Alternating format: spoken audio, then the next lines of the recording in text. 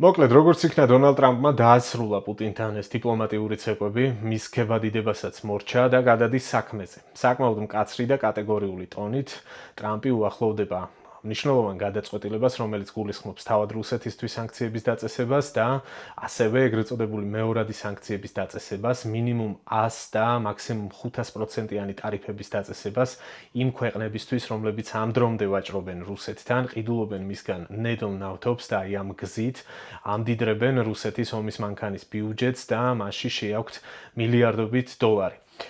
მოგესალმებით, მე ვარ ბექა პატურაშვილი, ეს არის Redline-ი. აქ ვაგთხოვთ, რომ თუ არ გაქვთ გამოწერილი ჩემი არხი, გამოიწეროთ, თუ ეს ვიდეო მოგეწონება და ლაიქოთ, გამოთქვათ საკუთარი მოსაზრებები კომენტარებში და მოგიკითხავთ, ცხადია, ჩემ მუდმივ მაყურებლებს, როგორც საქართველოში, ასევე ქვეყნის გარეთ. რაც მე ძალიან მახარებს, რომ იზრდება თანდათან თქვენი რაოდენობა და ჩემი გამომწერების რაოდენობა მატულობს, ეს დინამიკა მზარდია, ძალიან მიხარია. დავიწყოთ მოკლედ და მე გეტყვით, რომ ვისაუბრებ ამ გადაწყვეტილებაზე, რომელიც ვახსენე, რომელიც დიდი ალბათობით იქნება მიღებული, ამის წინაპირობებზეც მექნება საუბარი, რა ეფექტი ექნება ამას ფრონტზე, რა გავლენას მოახდენს რუსეთზე, მიუხედავად იმისა, რომ ისინი კვლავ ტონს არ იცვლიან და იმუქრებიან, რეალურად რა ეფექტი შეიძლება იქონიოს ამან რუსეთის ეკონომიკაზე და შესაბამისად ომის მიმდინარეობაზე. ვისაუბრებ ასევე იმ ქვეყნებზე, რომლებიც ვახსენეთ, ანუ ვინც ჩართული არიან ამ Shadow Float-ის მეშვეობით, ჩრდილოვანი ფლოტის მეშვეობით ნავთობის შესყიდვაში, ჩინეთზე, თურქეთზე, ასევე ინდოეთზე არის საუბარი, არის სხვა სახელმწიფოებიც, რომლებიც ამ სქემაში მონაწილეობენ, როგორ შეიძლება ისინი შეხვდნენ, თუ რეალურად იქნება ამერიკის შეერთებული შტატების მხრიდან მიღებული სანქციებთან დაკავშირებით გადაწყვეტილება, რა არჩევანი უნდა გააკეთონ მათ, რა უღირთ და რა არ უღირთ, აი ამაზეც გამოვთქვამ ჩემს მოსაზრებებს. ასევე მინდა ვისაუბრო ევროკავშირისა და ამერიკის შეერთებული შტატების ურთიერთობებზე და იმ სიახლეებზე, რომელიც გარკვეული პოზიტიური სიახლეები არის ბოლო დღეების განმავლობაში. ცხადია, ვისაუბრებთ როგორც ეკონომიკურ თანამშრომლობაზე, ასევე თავდაცვის სფეროში კოორდინაციაზე შტატებსა და ევროკავშირს შორის და მათ ერთობლივ ძალისხმევაზე უკრაინის შეიარაღებასთან მიმართებით. და ცხადია ჩინეთს შევეხებით. ჩინეთს, რომელიც არის მნიშვნელოვანი, არააქტიური, თუმცა მნიშვნელოვანი მოთამაშე აი ამ მთელ პოლიტიკურ და სამხედრო პროცესებში, რომელსაც თვალს ვადევნებთ. დავიწყოთ თავად ტრამპის აი ამ ბოლო განცხადებით, რომელიც ეხება დედლაინის 12 დღემდე შემცირებას. და ცოტა წინა პერიოდზეც ვთქვათ, როდესაც რამდენიმე დღის წინ მან განაცხადა ორი მნიშვნელოვანი გადაწყვეტილების შესახებ, ანუ პირველი იყო ის, რომ პეტრიოტის სისტემებს მიაწვდიან ამერიკელები უკრაინას, ანუ ევროკავშირის გავლით, ევროკავშირის ქვეყნები შეიძენენ ამერიკულ შეიარაღებას და გადასცემენ ამ გზით უკრაინას, შესაძლოა იქ არა მხოლოდ პატრიოტებზე, სხვა სისტემებზეც და შესაძლოა არა მხოლოდ თავდაცვით შეტევით იარაღის აი ამ გზით გადაცემაზე და შესყიდვაზეც იყოს საუბარი და მეორე ნაწილი ეხებოდა სწორედ აი ამ ტარიფებს და გაჟღერდა მაშინ ეს 50-დღიანი ვადა. უნდა ითქვას, რომ საკმაოდ დიდი კრიტიკაც მოყვა ამ ამბავს და ბევრი, არ ვიცი, პოლიტიკოსი, მიმომხილველი თუ მედიის წარმომადგენელი და ასე და ასე შემდეგ, ვინც გულშემატკივრობს აი ამ პროცესში უკრაინას და სურს რუსეთის აგრესიის შეჩერება, ამბობდა, რომ რატომ 50 დღე რა საჭიროა ამ დამატებით ვადების მიცემა პუტინისთვის, რომელიც რეალურად ყველა მიცის, რომ არ არის სამშვიდობო პროცესზე წამსვლელი, მას საკუთარი მიზნები აქვს და მეტიც უკან დასახევი გზა არ აქვს იმისთვის, რომ ომი დაასრულოს და ეს კიდევ ცალკე თემა არის, რომ ის ფაქტობრივად ჩიხშია შესული და თუ შეაჩერებს ამ ომს მის წინააღმდეგ შეიძლება შემოტრიალდეს ეს პროცესი და ფაქტობრივად ძალაუფლებას დაკარგავს. ამაზე ჩვენც გვისაუბრია ბევრჯერ, ჩემს სტუმრებსაც ბევრჯერ ვსაუბრიათ და აღარ გავაგრძელებ. ხო, ნუ აი ამ ფონზე გამოითქვა კრიტიკა, რომ რატომ ვაძლევთ მას დამატებით ვადას, რატომ არ მოქმედებს ტრამპი დღესვე და რატომ აძლევს პუტინს შესაძლებლობას, რომ კიდევ გაყიდოს თავის ნავთობი და ამით მეტი რესურსი მოიზიდოს ამ ომის დასაფინანსებლად. მით უმეტეს იმ ფონზე, რომ თავად ტრამპი აღიარებს, რომ ყოველ ჯერზე, როდესაც პუტინი ასე თავაზიანად მას ესაუბრება, იმავე საღამოს ბომბავს ქალაქებს და ეს შეტევები თანდათან უფრო ინტენსიური ხდება. თუ მაგალითად წინა პერიოდში, წინა თვეებში 100 და 150 მაგალითად დრონზე იყო შაჰიდებზე და სხვა ტიპის დრონებზე, რომლებიც მიემართებოდა ყოველ საღამოს გვიან ღამით უკრაინის ქალაქების მისამართით, ამ შემთხვევაში რამდენიმე ასეულ დრონზე, ხან 500 და 700 დრონზე არის საუბარი, ამას დამატებული ფრთოსანი რაკეტების სხვადასხვა ტიპის, რომელიც ყოველდღიურად აზიანებს უკრაინის ქალაქებს და იწვევს ადამიანების მსხვერპლს, მშვიდობიანი მოქალაქეების მსხვერპლს. აი ეს არის ყოველდღიურად სასწორზე და ამ დროს ჩვენ ვსაუბრობთ რაღაცა სამშვიდობო პროცესზე, რომელსაც ასე მიამიტი სახით ველოდებით თურმე პუტინისგან. აი ეს ვითომ სამშვიდობო მოლაპარაკებები ხო ცხადია, რომ კრემლის მხრიდან იყო ამერიკელების დამცირება, მაგრამ ახლა უკვე ამ ყველაფერს დაემატა პოლიტიკური განცხადებებიც. ანუ თუ შევადარებთ დღევანდელ განცხადებებს და წინა ჯერზე გაკეთებულებს, არის ძალიან დიდი სხვაობები მათ შორის. წინა შემთხვევებში, როდესაც იყო აი ულტიმატუმის ენით საუბარი, რომ თუ არ დაჯდებით მოლაპარაკებებს მაგიდასთან, ჩვენ შევაიარაღებთ უკრაინას, დაგიწესებთ სანქციებს და ასე და ასე. შემდეგ რუსების ტაქტიკა იყო ასეთი, რომ კი, ჩვენ მზად ვართ მოლაპარაკებებისთვის, კი, ჩვენ აბა რა გვინდა მშვიდობა და აბა დავსხდეთ და ვილაპარაკოთ და შემდეგ აგზავნიდნენ ხოლმე აი ამ დაბალი რანგის დელეგაციებს და საბოლოოდ აი ამ ყველაფერს აზრი არ ქონდა დროის გაწევრის გარდა, ხო? მაგრამ პოლიტიკურ განცხადებებში არ იგრძნობოდა თავდასხმები. აი ამ შემთხვევაში უკვე ეს გვაქვს და ეს არის სიახლე.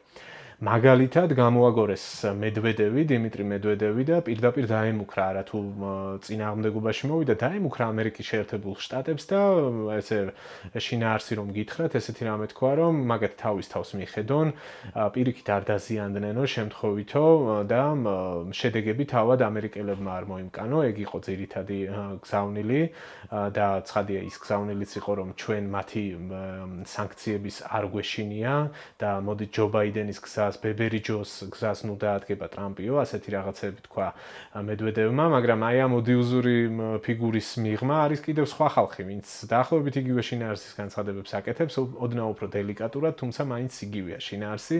მაგალითად ლავროვმა თქვა, რომ მას არ აღელვებს, რუსეთს არ აღელვებს მუქარების სანქციებთან დაკავშირებით და მათ საკუთარი მიზნები აქვთ აი ამ ეგრეთ წოდებული სპეციალური სამხედრო ოპერაციის ფარგლებში. პესკოვმაც დაახლოებით იგივე განცხადება გააკეთა, რომ ამ რუსეთი მიიღებს მოლაპარაკების მაგიდასთან დაჯდომის და სამშვიდობო შეთანხმების გაფორმების გადაწყვეტილებას მაშინ, როდესაც მათი მიზნები იქნება მიღწეული. ეს რას ნიშნავს? ხო, ეს ნიშნავს ფაქტობრივად უარს და ეს ნიშნავს პრინციპში დაანონსებას იმის, რომ ამ მომდევნო 10 და 12 დღის განმავლობაში არაფერი არ მოხდება და ბურთს ტოვებენ ახლა ამერიკის შეერთებული შტატების მოედანზე.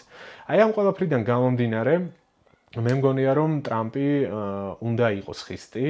ალბათ აქვს კიდევაც აი ამ სიტუაციამ ეს სიტუაცია იმდენად მომწიფდა, რომ არის კიდევაც იმისი მზაობა შეერთებულ შტატებში.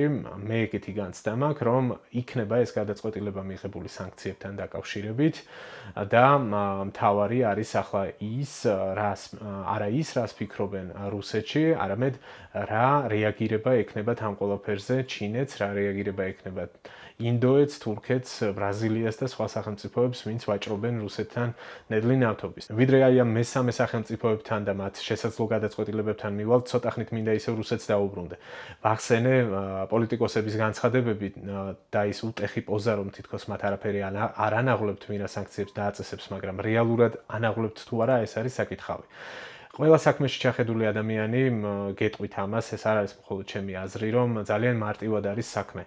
ერთადერთი რაც ამ დრომდე აკაჩინებს რუსეთს, რომ აწარმოოს ომი, ეს არის ნავთობის გაყიდვის შედეგად მიღებული შემოსავლები და ეს მილიარდები, რომლებსაც ისინი ყოველწლიურად მიუხედავად ამ დრომდე დაწესებული სანქციებისა იღებენ და იმ შემთხვევაში თუ ეს მომარაგების ხაზები გადაიჭრება, იმ შემთხვევაში თუ ისინი საკმარის რაოდენობას და საკმარის ფასად ვერ გაყიდიან, მათ აუცილებლად მოუწევთ უკან დახევა.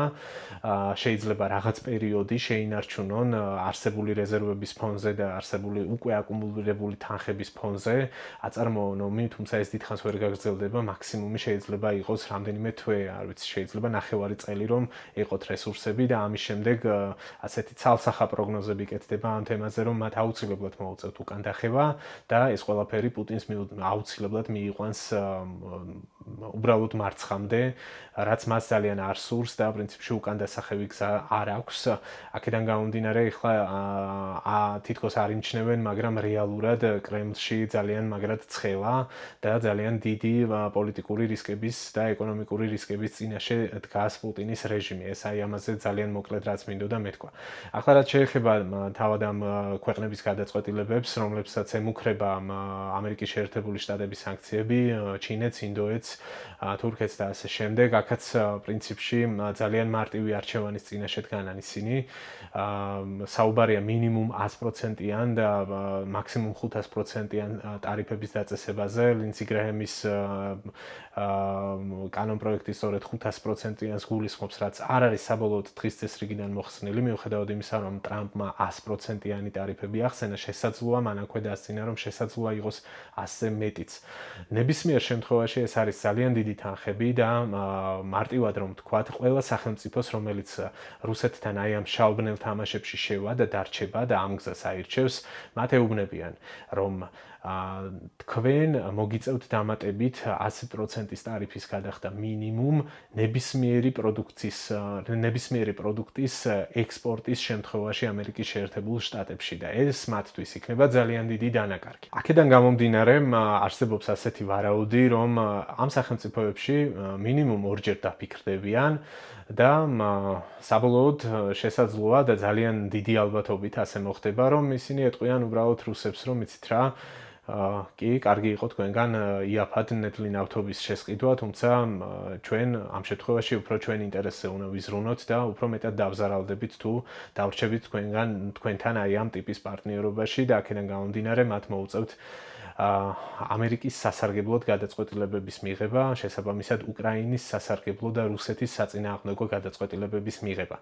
აი ამის მოლოდინს აჩენს მათ შორის რუსეთში გაკეთებული განცხადებებიც ერთ-ერთ ბოლო მედიასთან კომუნიკაციაში ლავროვმა თქვა ასეთი რამ, რომ რუსეთი არის აი ამ ომში სულ მარტო და თუ მაგალითად წინა შემთხვევებში მეორე მსოფლიო ომის დროს თუ ასე შემდეგ მათ ყავდათ მოკავშირეები, მათ ამ შემთხვევაში არანაირი მოკავშირე არ ყავთ და რუსები მხოლოდ და მხოლოდ საკუთარ თავს უნდა დაეყრდნონ თავისი ამოცანების მიღწევაში. ეს იყო გარკვეულწილად სიგნალი და ბევრმა ეს განცხადება გაიგო ასე, რომ გარკვეული პრობლემები და რისკები ჩნდება უკვე იგივე ჩინეთთან მიმართებაში, რომელიც ამ დრომდე არა პირდაპირ, თუმცა ირიბად მათ ძალიან ბევრ საქმეს უკეთებს იგივე შეიარაღების წარმოების და საჭირო კომპონენტების მიწოდების თვალსაზრისით, რომ აღარაფერი ვთქვათ ძირითად თემაზე, რაც არის ნავთობის, ნედლი ნავთობის შესყიდვა, თითქოს ეს არ არის რუსული და შემდეგ უკვე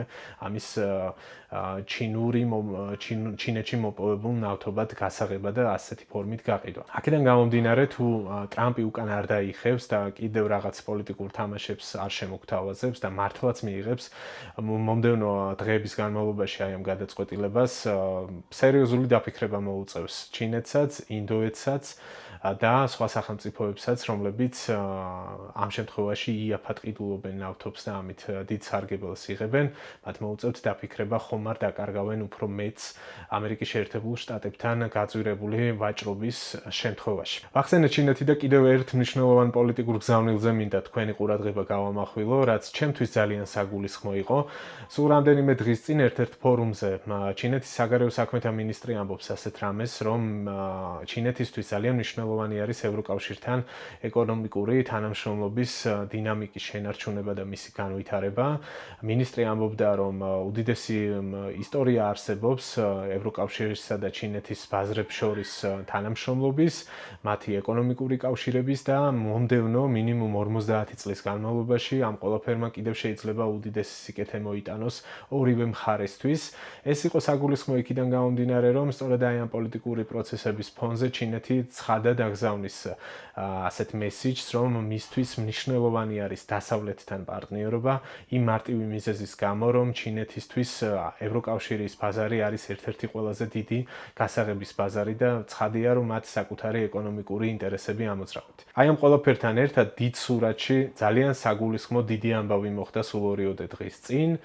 ეს არის ამერიკის შეერთებული შტატებისა და ევროკავშირის ახალი ხელშეკრულება, ახალი შეთანხმება ეკონომიკური თანამშრომლობის შესახებ, სავაჭრო ურთიერთობების შესახებ, რომელიც გულისხმობს იმას, რომ მინიმუმ 750 მილიარდი დოლარის ღირებულების ენერგოპროდუქტებს ევროკავშირი შეიძენს ამერიკის შეერთებული შტატებისგან მომდევნო 3 წლის განმავლობაში 2027 წლის ბოლომდე. ეს შეთანხმება უკვე დადებულია და მათ შორის გულისხმობს როგორც ნავთობპროდუქტების იმპორტს ამერიკის შეერთებული შტატებისგან, ასევე თხევადი გაზის და სხვა ენერგორესურსების იმპორტს ევროკავშირში. ეს რას ნიშნავს? გარდა იმისა, რომ უკეთეს კოორდინაციაზე და თანამშრომლობის გამტკიცებაზეა საუბარია, შესაბამისად პოლიტიკური ურთიერთობების გამტკიცებაზეა საუბარი შტატებსა და ევროკავშირს შორის, ეს გულისხმობს ნაკლებ დამოკიდებულებას ევროკავშირის მხრიდან რუსეთის ენერგორესურსებზე. ბოლოს დავასრულებ იმით, რომ კრემლზე პოლიტიკური წნეხის გაძლიერების პარალელურად რუსეთი წარმატებას ვერ აღწევს ვერც ბრძოლის ველზე. მათ ჰქონდათ დაანონსებული ზაფხულის დიდი კამპანია, გეგმავდნენ რაღაც უზარმაზარ გარღვევებს ფრონტის სხვადასხვა მიმართულებით, თუმცა ვერც ერთი წარმატება ამ მხრივ რაღაც თვალში საცემი და დიდი წარმატება მათ ხელთ არ აქვთ.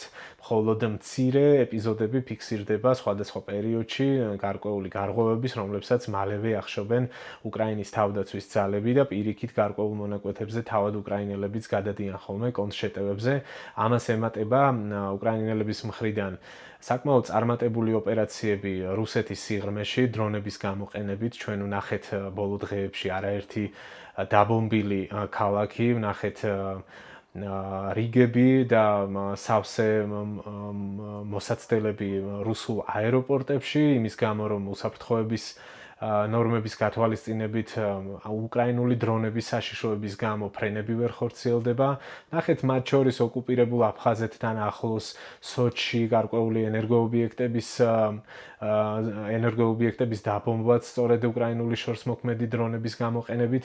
ვნახეთ ასევე არანაკლებ მნიშვნელოვანია კიბერ თავდასხმა უკრაინელების და ასევე ნათქვამი იყო რომ ბელარუსი ჰაკერებიც იყვნენ ამაში ჩართული აეროფლოტზე, რუსულ ავიაკომპანიაზე, რომელმაც შეიძლება ნორმალურად ოპერირება მომდევნო 6 თვის განმავლობაში საერთოდ ვერ შეძლოს, იმიტომ რომ ათასობით სერვერი გაუნადგურეს და უდიდესი მოცულობის მასალები გაუტეხეს და წაუშალეს უკრაინელმა ჰაკერებმა ბელარუს ჰაკერებთან ერთად. ეს ყველაფერი მთლიანობაში სამხედრო წარუმატებლობა, ეკონომიკური წნეხი, აი ასეთი ტიპის ოპერაციები, რომლებიც საზოგადოებაზე უმნიშვნელოვანეს გავლენას ახდენს, ცხადია, მხოლოდ და მხოლოდ უკრაინელების სასიკეთოდ მოქმედებს, მათ შემართებას და მათ განწყობას აძლიერებს და мотиваციაში ეხმარება და პირიქით თანდათან ყოველდღიურად უფრო და უფრო მეტი რუსეთის მოქალაქე საკუთარ თავთან ახლოს გრძნობს ომს და იმას, რომ ეს არ არის მხოლოდ რაღაც სამხედრო ოპერაცია, რომელსაც რუსეთის შეიარაღებული ძალები სხვა ქვეყანაში ატარებს, არამედ არა, ეს არის ომი და ეს ომი მათზეც აუცილებლად ახდენს გავლენას, იქნება ეს რაღაც დასვენების დღეების შემცირება, ფრენების დროს დისკომფორტი, ინფლაცია, ნაკლები ხელფასი, ნაკლები შემოსავალი, დაღუპული ახლობლები ომში, რომლებიც რუსეთის ხელისუფლებას საერთოდ არ ადარდებს და ასე და ასე შემდეგ. ერთი სიტყვით წავალ დასასრულისკენ, მე ძალიან მომწონს ის სიახლეები, რომელსაც ვისმენ უკრაინის დახმარებასთან დაკავშირებით, დასავლეთის კოორდინირებასთან დაკავშირებით, რომ მეტი და მეტი შეიარაღება მიეწოდოს უკრაინას, თავად ადგილობრივი წარმოების გაძლიერების შესახებ და რაც ყველაზე მნიშვნელოვანია, უშუალოდ სამხედრო მოქმედებებში უკრაინის პოზიციების მინიმუმ არ შესუსტების შესახებ, მინიმუმ მათი სიმყარის შენარჩუნების შესახებ, თუ არ არის ჯერჯერობით საუბარი რაღაც გარკვეულ გარღვევებზე, თუმცა არც ამას გამორიცხავენ გარკვეული სამხედრო სპეციალისტები და მიმომხილველები, რომ უახლოეს მომავალში შეიძლება უკრაინელებმა გარკვეული გარღვევები თავადაც წამოიწყონ და კონტრშეტევასაც ჰქონდეს ადგილი. ყოველ შემთხვევაში მათ პოლიტიკურ ხელმძღვანელობას გაცხადებული აქვს, რომ თუ ასეთი გეგმები იქნება, ისინი წინასწარ არ იქნება გაცხადებული, როგორც ეს წინა შემთხვევაში მოხდა, რომ ყველა ელოდებოდა და ყველა ამბობდა, რომ აი დღეს, აი ხვალ რაღაც დიდი უნდა მოხდეს უკრაინის შეიარაღებული ძალების შესრულებით. ამ შემთხვევაში მათ თქვეს, რომ არანაირი წინასწარი კამპანია ამას არ იქნება, ასევე რაც შეიძლება ნაკლებ ინფორმაციას გაავრცელებენ ისინი, რა ტიპის შეიარაღებას იღებენ დასავლეთისგან, მათ შორის გერმანიაში თქვეს არაერთხელ, რომ აბსოლუტურად საიდუმლო იქნება თუ რა შეიარაღებას მიაწვდიან ისინი უკრაინას და მხოლოდ შედეგებიდან გამომდინარე იმსჯერებს საზოგადოება და პირველ რიგში ამ შედეგებს იგრძნობენ რუსეთში. წამყვანი როლი ამერიკის შეერთებულ შტატებს აქვს ტრამპის პოლიტიკურ გადაწყვეტილებებზე ახლა ძალიან ბევრი რამ არის დამოკიდებული, ეს ვიდეოც სწორედ მის პოლიტიკურ გადაწყვეტილებებს ეძღვნებოდა. დიდი იმედი მაქვს, რომ მომდევნო 10 დღის განმავლობაში იქნება განცხადება, რომ დამატებითი სანქციები დაწესდება რუსეთისთვის და დაწესდება ეგრეთ წოდებული მეორადი სანქციები მათთვის, ვინც რუსეთის გამდიდრებას კვლავ გააგრძელებს. ნახოთ რა მოხდება, დაელოდეთ შემდეგ ეპიზოდს. დიდი მადლობა რომ თვალს გვადევნებთ და დიდი მადლობა იმისთვის რომ ხართ ჩემი მაყურებლები, ვინც ახლა აღმომაჩინეთ. კიდევ ერთხელ მოგიწოდებთ რომ გამოიწეროთ ეს არხი და კომენტარებში ველოდები თქვენ შეფასებებს. ნახვამდის.